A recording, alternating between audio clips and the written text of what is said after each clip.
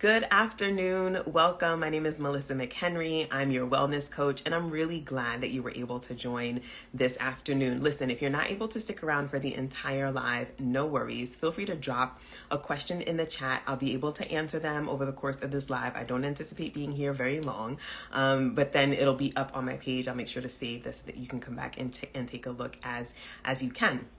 So thanks for tuning in this afternoon. Again, my name is Melissa McHenry. This is Inner Housekeeping, and a really brief overview of Inner Housekeeping is really a space where you can work out and worship at the same time, philosophically thinking about all of the ways that we need to take care of ourselves mentally, spiritually, emotionally, physically, to then be able to live in the ways that God is calling us to live, so that we can walk in the steps that God is ordering for us. I am an educator, I'm a minister, I'm a seminarian, and I'm a group fitness instructor, along with being an overall wellness coach. And so one of the things that I do in my group fitness classes is to, you're familiar with Zumba, and that's where I'm licensed to teach, group fitness classes. And in my Zumba classes, or in my group dance fitness classes, what I do is use the regular music and routines that you might be familiar with and that you love, and the things that drew you to Zumba, like salsa, merengue, bachata,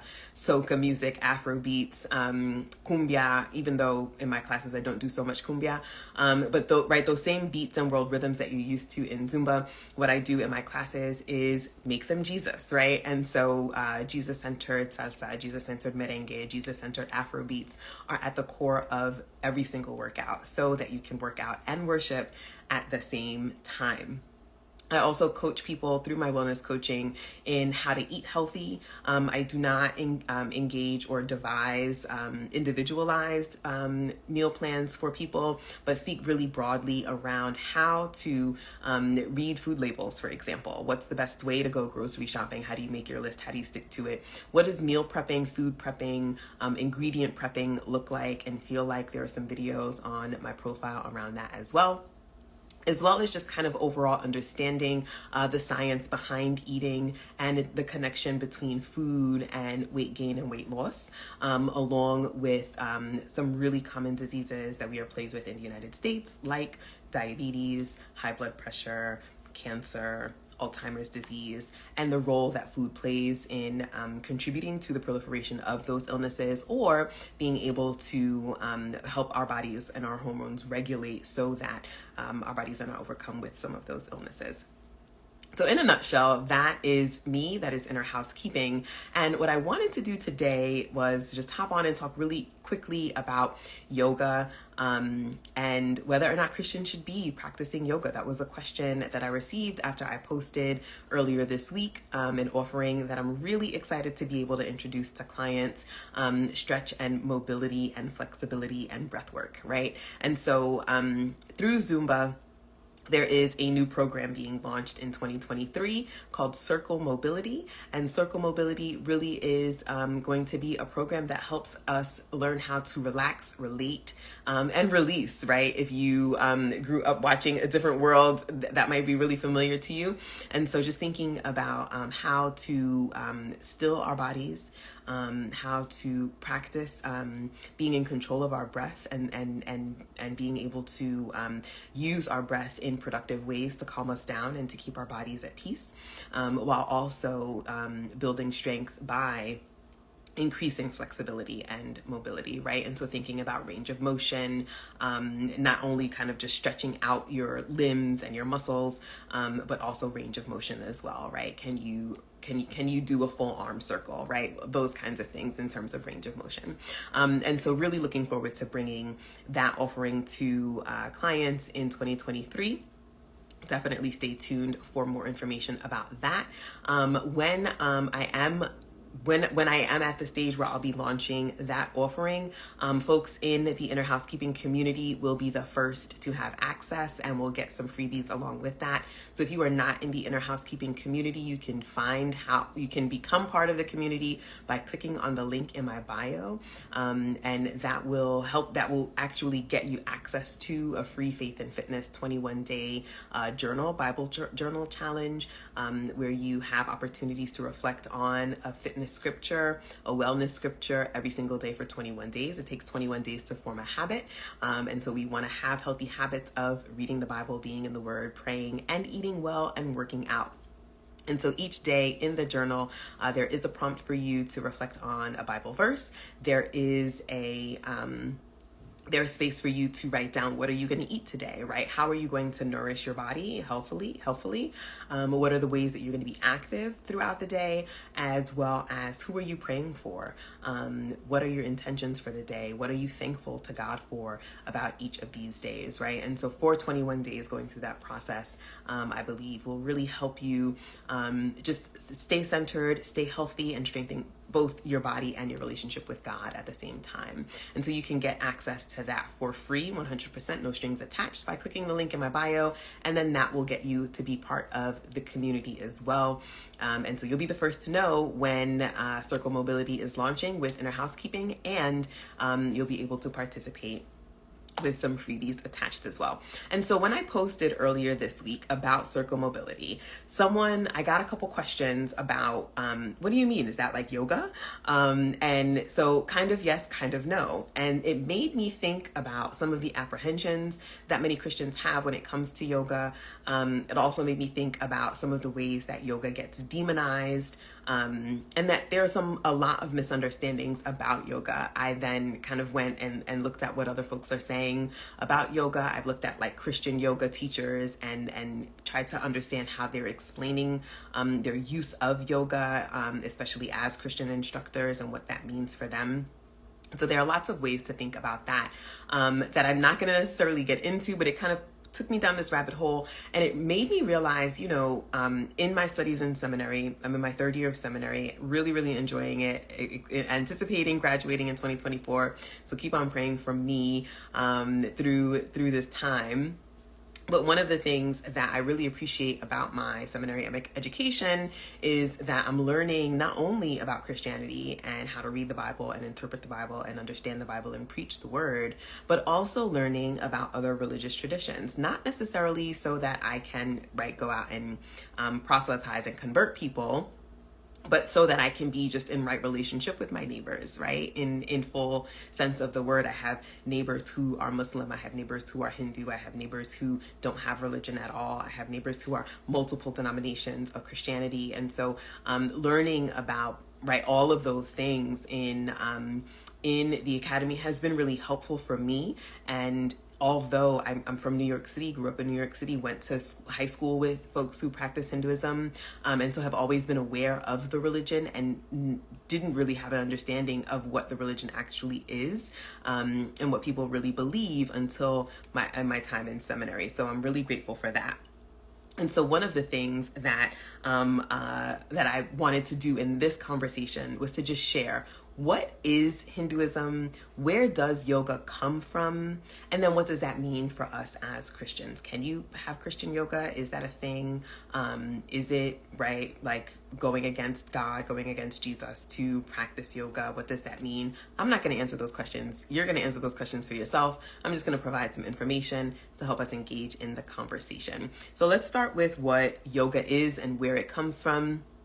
Comes from the Hindu religion. It is an intricate part of the Hindu religion. And so before we can talk about what yoga is, what is Hinduism? Hinduism is actually the most ancient religion. And I have my notes here, so you're going to see me looking down from time to time. But Hinduism is the most ancient religion in India, which is something that I don't think that I realized until I had an opportunity to seriously study the tradition.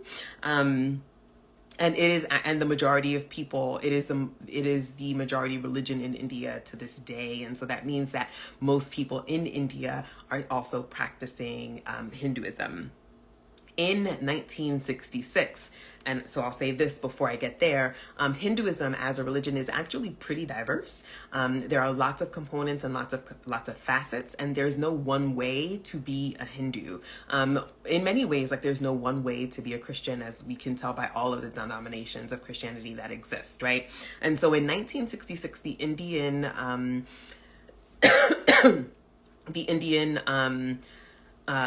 Supreme Court made a ruling. They came to a consensus about this is how we're going to define what Hinduism is by these 7 characteristics. And those characteristics are, if you're taking notes, now might be a great time to kind of flip to where you might want to do that.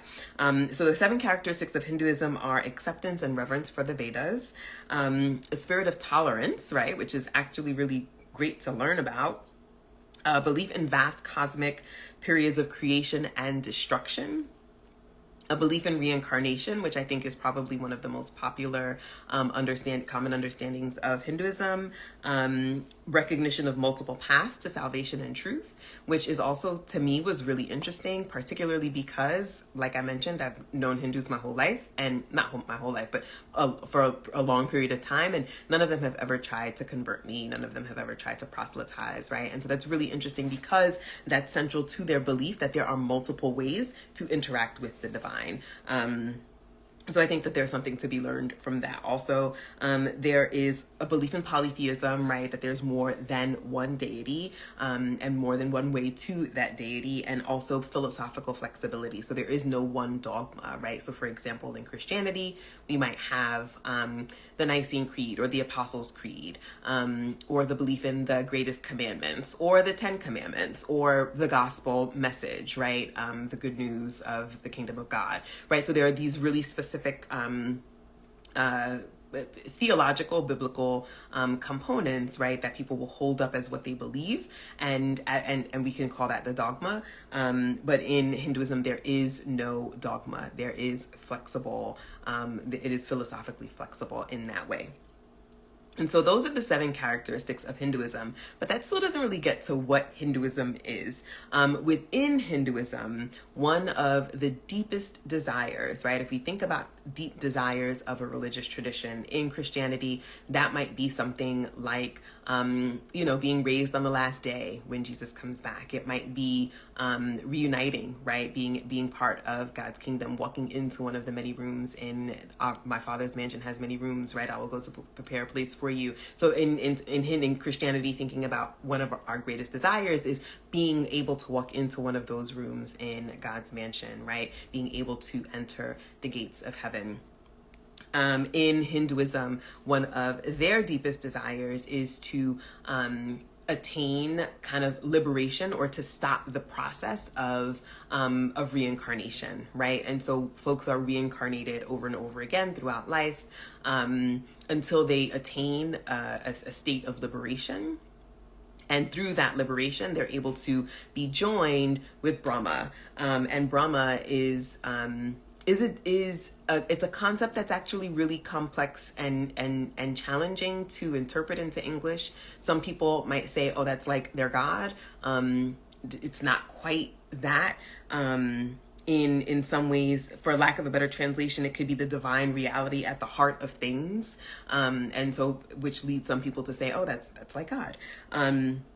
So there's Brahma, and Hindus have the desire to be reconnected, or to be connected to Brahma, right? And they do that through a process of moksha.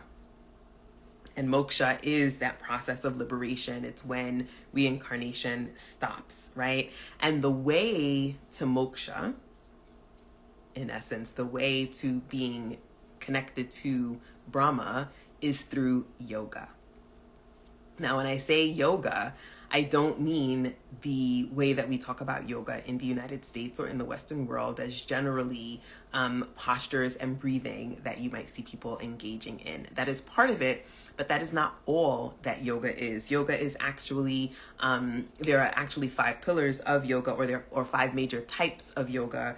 And there are Hindu words to describe, or the Hindu words for what I'm going to describe are things that you would be able to find. I'm choosing not to say them because I don't speak Hindi, and I don't want to mispronounce or otherwise, right, like disrespect the language or the tradition. And so I will use the English translations here, but there's definitely there are, like, obviously, because this is a Hindu religion, there are Hindi names for the words that I'm going to share with you. So the 5 major types of yoga are knowledge, selfless action, devotion, meditation and postures. And so the meditation and the postures are really what we understand in the Western world as yoga, but there are also other acts of kindness, right? When we think of almsgiving, we're approaching Thanksgiving, and many people and many, faith communities are engaging right now in feeding other people and giving out food, and supporting folks who don't have enough, right? And so there are many kind of similarities and overlaps, right? Islam has very similar as well, periods where it is mandatory, right, that folks are giving alms or taking care of people who are less fortunate. And so that is also one of the ways that people are able to reconnect, right, or gain liberation from the cycle of reincarnation, to be connected to Brahma. And so I'm saying all of that to say but I often hear Christians talk about yoga as, oh, if you're doing yoga, you're praising a god. And that's not necessarily the case always, right? What for me is the issue of using yoga, it's actually an issue for me of appropriation and misappropriation, right? It's taking someone's culture and then turning it or twisting it, and making it something new that is actually no longer connected to its indigenous tradition. And so for me, right, that's kind of like relaunching colonialism. It's relaunching, right, just negative interactions with other cultures and other groups of people. And so without getting into necessarily like the religious aspects of yoga, really kind of questioning, is it okay? Is it ethical to take the heart really of someone's religious practice and turn it into something else? I think about what if people started to do that with people actually do that with Christmas, right? Think about all of the Christians who are really, really frustrated with how commercialized Christmas has become. I can think back to being in high school. My best friend was Sikh, which is another Indian religion. And she did not believe in Jesus, but she celebrated Christmas. Her family would put up a tree. They would give gifts because it's the spirit of Christmas. It's what you see. It's the commercialism. It's it's what Christmas has become in the United States, right? And so people would feel some kind of way about that. People do feel some kind of way. Christians do feel some kind of way about the way that Christ is not at the center of Christmas, but that the dollar is. And we can talk about all of the ways that that's like, reproducing idolatry and so on and so forth. Different topic for a different day. But really thinking about, is it okay to take an aspect of somebody's religious tradition and turn it into something else? My answer would be no. And so that's why I do not practice yoga, because I'm not Hindu. I don't practice yoga not because I think that it's demonic or because it's evil or because it's unlocking some connections with spirits that I don't necessarily believe in. Even though all of those things might be true for some people, that's not my truth, and I'm okay with that. What I would question us to do is to think about whether or not you can take something that is intrinsically Hindu and then make it Christian. Is there such a thing as Christian yoga? Could that be a thing? And so, my answer for me personally would be no. It's like saying, can you have a Muslim Christmas? No, you can't, right? Could Muslim people put up a tree and share gifts? Absolutely. Are they celebrating the birth of Christ? No, because that's not what they're doing, right? That's not part of their tradition. And so can we as non-Hindus take an intricate portion, an intricate part of the Hindu tradition and, right, make it Christian? I don't think so. I don't think so. And that's obviously no shade to folks who are Christian yoga instructors, or folks who practice Christian yoga, but really just thinking, or challenging us, right, to think about whether or not that's something that's a thing. Is it a thing? Is actually the question that I'm asking, right? Is that a thing? So there's that. That's essentially what I wanted to share, kind of in the response to, oh, are you going to be doing Christian yoga? Or is this like yoga? It's not. It is stretching. It is mobility. It is increasing flexibility. But really excited to introduce Circle Mobility to all of you in 2023. Looking forward to being licensed in March. And then really looking forward toward the end of March, early April, being able to begin offering classes and sessions and going live on Instagram, doing work on YouTube, providing both free and paid resources, access rather, for people to engage in taking care of their bodies. And so I'm really looking forward to that, and really hope that you become part of the Inner Housekeeping community. If you somehow are watching this video and you are not following me, please feel free to go ahead and do that so that you can keep in touch. And if there are other topics that you'd like to talk about that are related to faith and fitness, or Bible or anything like that, feel free to send me a DM, drop it in the comments here, and I look forward to reconnecting soon. Thank you so much for joining this afternoon, and I hope that you have a blessed Thanksgiving. God bless you.